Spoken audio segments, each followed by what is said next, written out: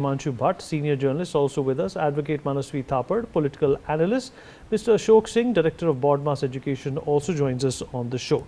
Mithali, I'll begin with you. Well, first of all, how do you rate this move by the government?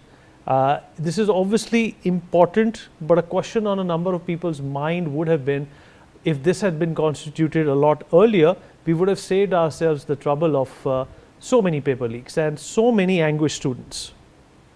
No, absolutely. And we have to, thanks a lot for having me on the show. We have to obviously respond to the crisis that, that is plaguing our education system today.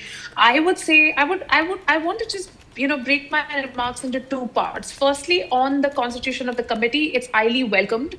It's a very, very responsive move on the part of the government. The constituents of the committee currently chosen all have, phenomenal level of experience, each and every person that you listed. However, I would say that on the committee per se, it would have been very good if they had brought in some representation from the youth. I'm not just talking about the Gen Zs who were protesting, maybe not even them, but at least having some young people who have taken these exams in recent years and are currently working in education or are working in journalism and who understand, who have a pulse of the students of today. And there are many advisors, who are out there, who understand how students feel. Educators, they should have, at least one or two of them should have been in the committee.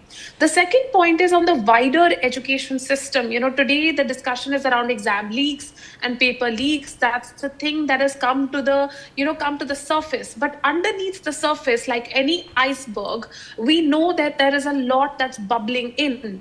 And I think the overall examination of education reforms, not only on papers, but also on the overall education system, on the effectiveness, on the implementation of the national education policy. We need education reforms to function as though they were economic reforms. Because when we did our economic reforms in 1991, it brought us to the economy that we are in today, right? We got in a 6%, 7% growth rate. Similarly, if we have education reforms on a mission mode for the next 3 years, this government can rewrite the history of the Indian economy through the innovation that it will unleash through education reforms, because human capital is the number one input into economic growth. So I really feel that, the time has come, the committee is formed, let's make it more representative and let's widen its mandate over time.